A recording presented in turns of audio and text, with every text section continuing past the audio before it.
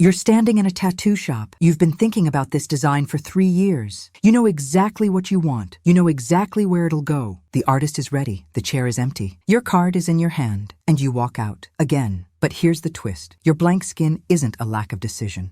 It's a very specific type of brain wiring. Scientists put people in brain scanners, ask them to think about themselves in 20 years, and here's what they discovered. Your brain processes your future self the same way it processes a complete stranger. Not kinda similar, not slightly different. Exactly the same. The same neural regions light up. The rostral anterior cingulate cortex, if you're curious. The part of your brain that distinguishes me from not me. The region that fires when you think about yourself versus literally anyone else on the planet. And when researchers at Stanford University in 2009 asked people to rate their future selves, that distinction completely collapsed. Me in 20 years got the same brain activation as random celebrity I've never met.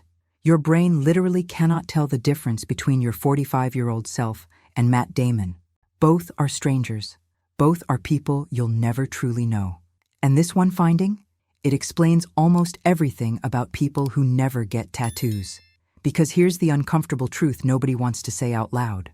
The reason you don't have ink isn't about being responsible or thoughtful or scared of needles or worried about job prospects. It's that your brain doesn't trust that future stranger's judgment. You're protecting someone you don't know, someone who doesn't exist yet, someone who might hate every choice you make today. And honestly, that's not just about tattoos. That's about your entire life. Think about it this way.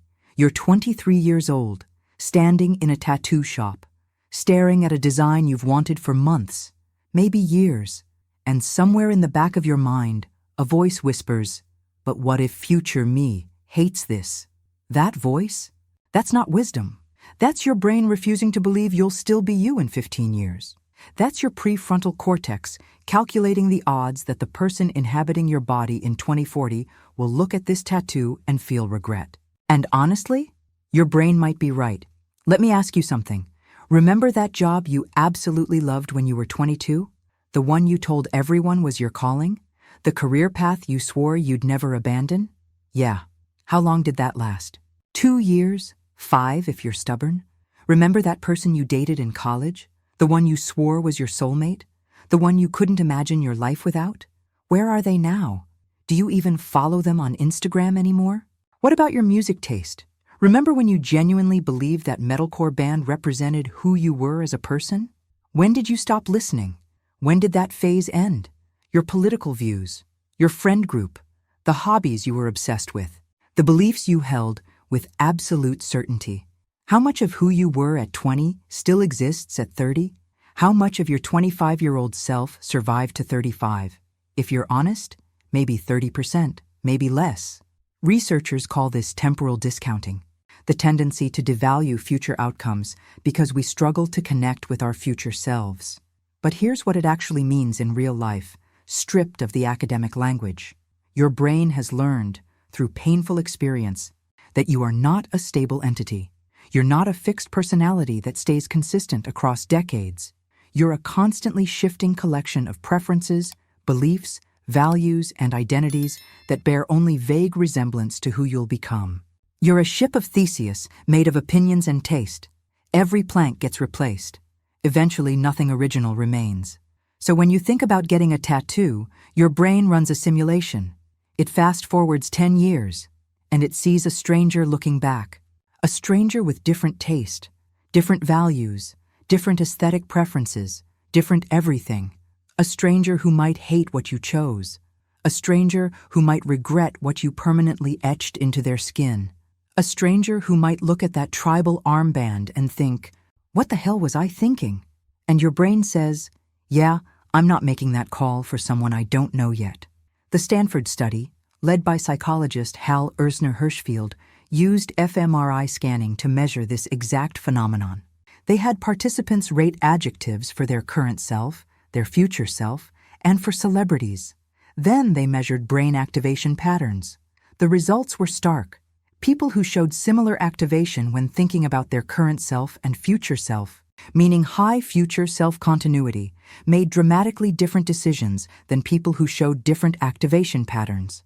High continuity people saved more money, made healthier choices, planned for retirement. Low continuity people, they lived for now, because in their brains, the future self wasn't real enough to care about. And here's the thing, neither group is objectively wrong, because the future genuinely is uncertain. You genuinely don't know who you'll become. But the people in that second group, the low continuity people, they struggle with every permanent decision, not just tattoos. Should I take this job? But what if future me wants something different? Should I move to this city? But what if future me regrets leaving? Should I commit to this relationship? But what if future me falls out of love? Should I have kids? But what if future me resents the choice? Should I buy a house? But what if future me wants to live somewhere else? At some point, staying open to all possibilities becomes making zero commitments to anything. You're so busy protecting your future self from regret that you never actually live as your current self. And that's not wisdom. That's paralysis dressed up as flexibility. Psychologist Daniel Bartels studied something called psychological connectedness. He wanted to understand how life events affect our sense of continuity. So he ran experiments where people imagined major life changes, marriage, divorce, career shifts, religious conversions, and measured how those events impacted their willingness to commit to future rewards. Here's what he found. When people anticipated big changes, they stopped caring about their future selves. It was like the change created a psychological barrier. That won't be me anymore, so why should I sacrifice now for them? But here's the dark twist. Some people see every decision as a potential major change. Every choice becomes a crossroads that might transform them into someone unrecognizable. So they choose nothing.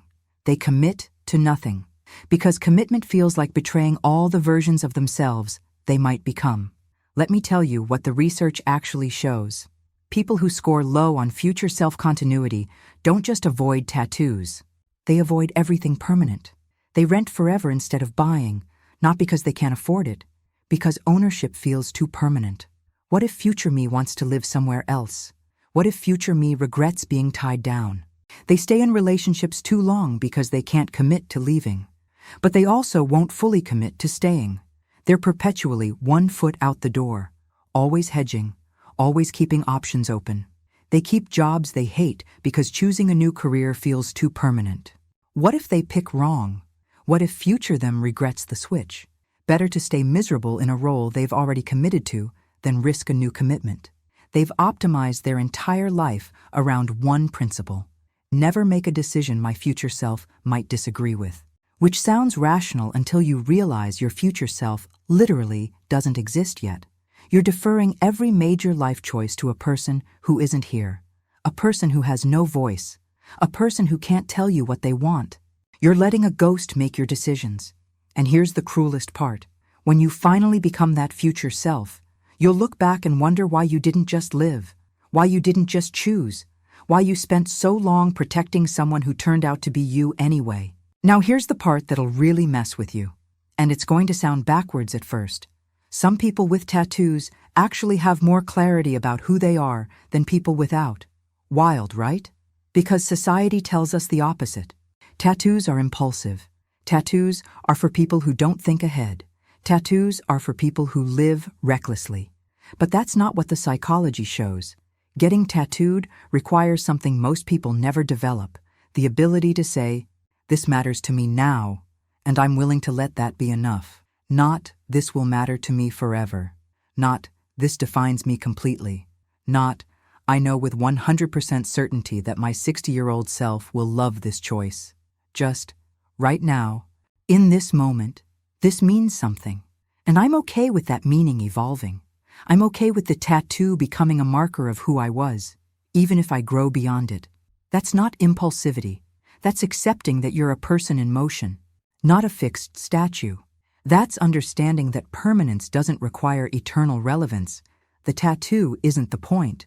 The willingness to make a permanent choice despite uncertainty, that's the actual skill. That's the thing most people lack. And a lot of people without tattoos have never developed it. They're still waiting to feel sure, waiting to know themselves completely, waiting for that perfect moment when they'll have zero doubt about who they are and what they want. Spoiler, it won't come. The perfect answer, I mean. Because certainty about the future is a myth. You will never know for sure what your 50-year-old self will think about the choice you made at 25. You can't. The information doesn't exist yet. All you can do is make the choice anyway. Or don't. But at least know which one you're doing. Here's the uncomfortable question you need to ask yourself. Are you avoiding tattoos because you're thoughtful or because you're stuck?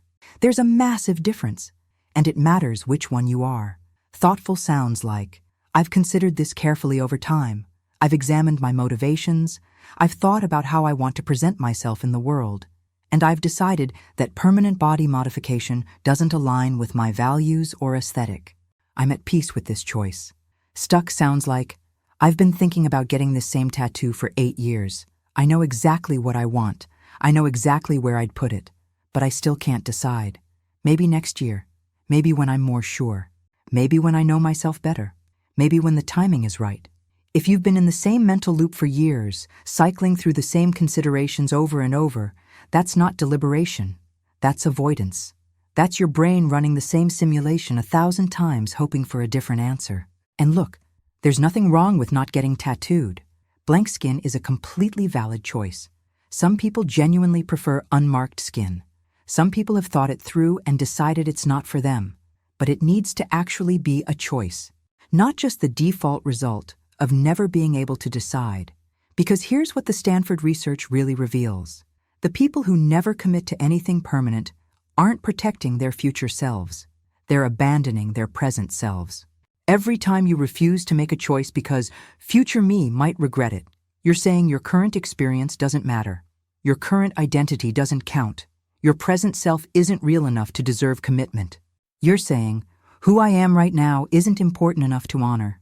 I'll wait until I become someone more worthy of permanence. And that's the saddest part.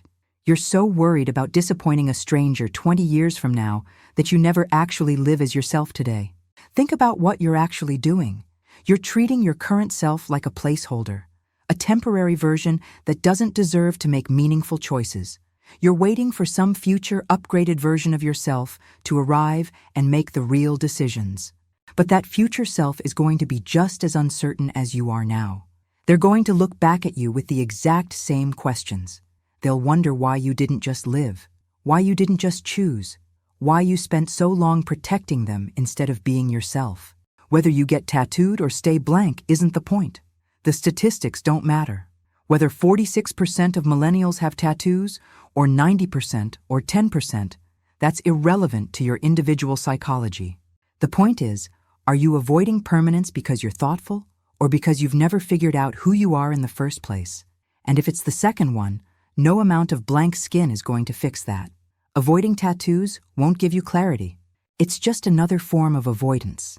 Another way to postpone the uncomfortable work of actually knowing yourself. Because here's the real issue.